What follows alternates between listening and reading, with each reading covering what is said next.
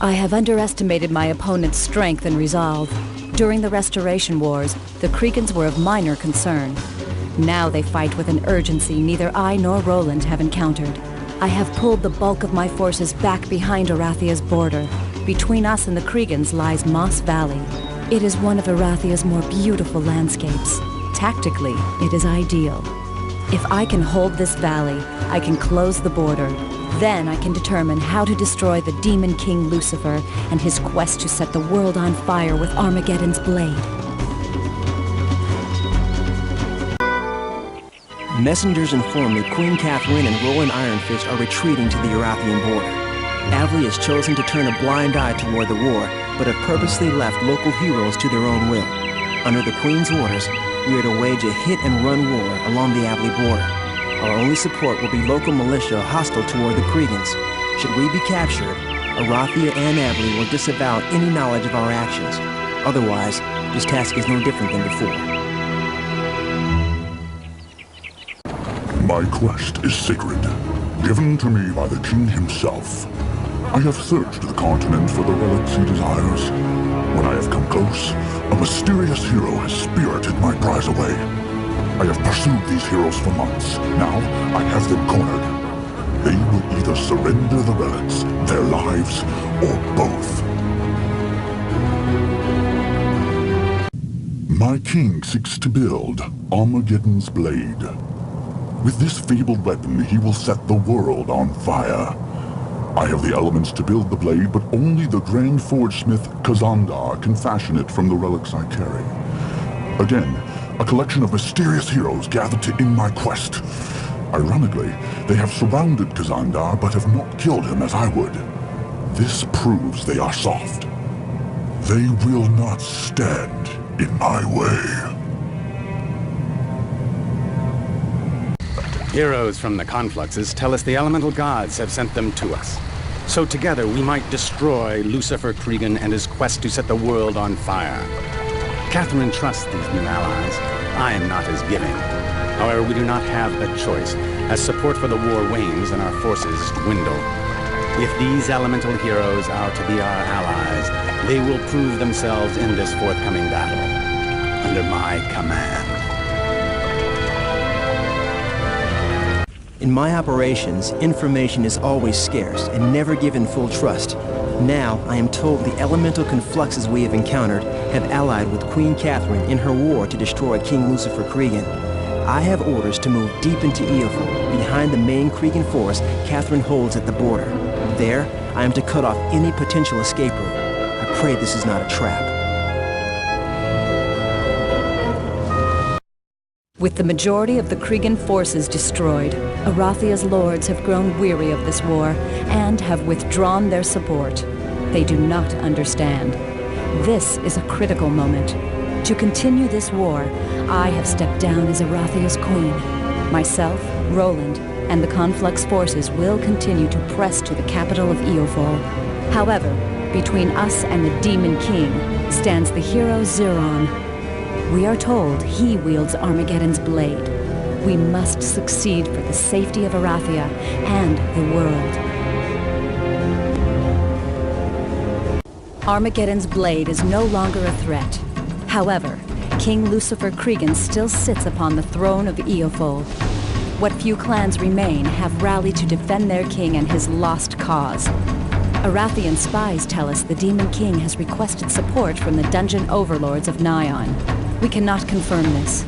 If it is true, we cannot allow Lucifer to receive this aid. We must dethrone the Demon King. Time is short, but now we wield Armageddon's blade.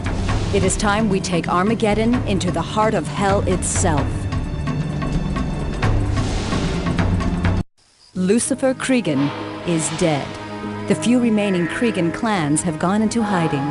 All but a few of the elemental confluxes have disappeared.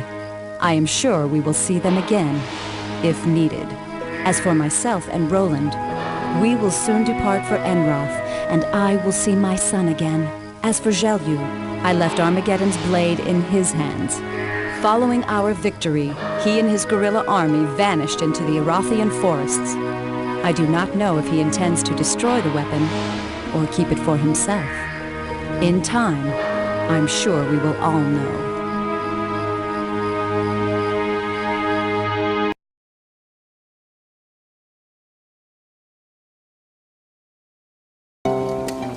Orwald. I find the name distasteful. This old man has held rich Nyan lands given to him by a much greater father. He has squandered his time and done little to earn his stature. I have stood in his shadow and by his borders too long. His lands will be mine. Orwald is absent. No wonder his lands were so easy to take. It seems he has spent his life and his father's fortune in pursuit of the fabled vial of dragon's blood. It is said to hold blood taken from the Dragon Father. It is believed drinking it will transform the user into a sentient dragon. Orwald isn't as stupid as I believed. Still, he is old. I will find him and the vial, but first, I must dispose of the young lords who have heard the news and nip at my heels. I have found Orwald.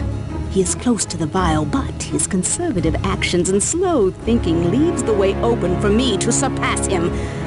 As much as I must worry about Orwald, I must consider the vial. Once I have passed him, there is the vial, and no doubt it will have guardians. Dragon guardians. I am successful! Now Orwald and his lackeys seek to slay me and drink my blood. They believe it will transform them as the vial transformed me. They will never drink my blood. I will be the one to drink their blood.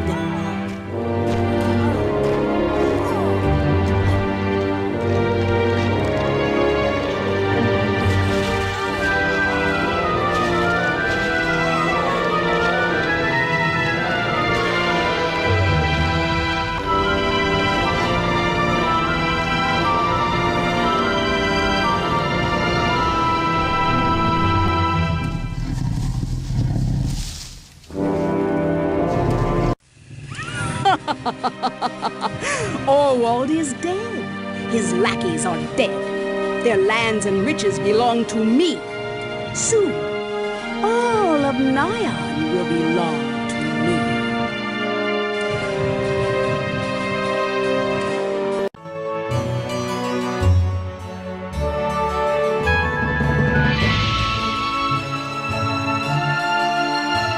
My mother has finished preparations for my final test. The finest crystals stealthily taken from the caverns of Krulod has been used to create a great dragon golem. This creature's construction is a feat of magical prowess. To destroy it is even a greater feat. Yet I've heard the greatest feat a dragon slayer can accomplish is to kill a rare and mighty Azure dragon. Rust dragons have taken to feeding from the mines near the town of Ochre. These uncommon beasts have chased off the peasantry and now their livelihoods are in jeopardy. As a hero, I should do this for the townspeople. Yet I do this to hone my skills. Where rust dragons abound, the Azure may be nearby. I have never seen a fairy dragon. Little is known about these notorious troublemakers. What is known is found more in storybooks than magical tomes. Some say they are invisible. Some say they can cast spells. Some say they are only 3 feet high. Some say they are the henchmen of the Azure dragons. I do not know what to expect or how my skills will be tested. Nevertheless, the more I know, the better I will be prepared for the Azure dragons. I have found a nest of mighty Azure dragons. I have also found my destiny. Azure dragons do not nest for long and command an entourage of dragons of all colors. The task is great, but I am determined. My victory is hollow. I do not understand why. I have accomplished what only the elite dream. In my private moments, I have felt this beast would be the key to unlock a long-sought personal contentment. I was wrong. My dissatisfaction stirs, and I wonder, what is next?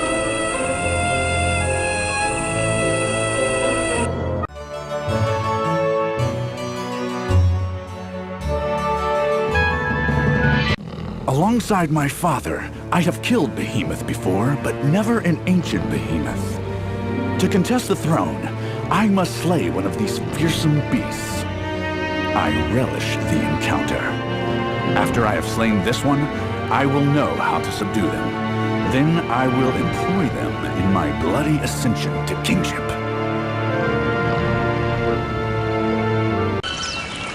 I have tamed the great beast. Now I must tame the monsters of the land. As the carnage grows, so does my power and bloodlust.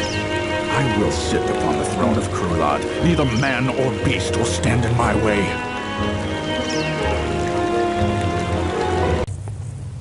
In the Festival of Life, those who fail either die at the hands of their enemies or by their own hand after capture.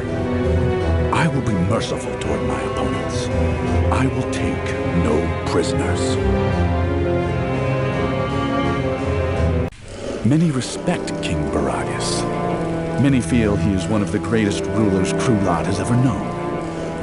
I do not know this king personally, and I find his accomplishments unimpressive. If he is to earn my respect, he will do so only when he stands over my grave. I have bathed in the blood of my enemies and sit upon the throne of Krulad. My reign begins now.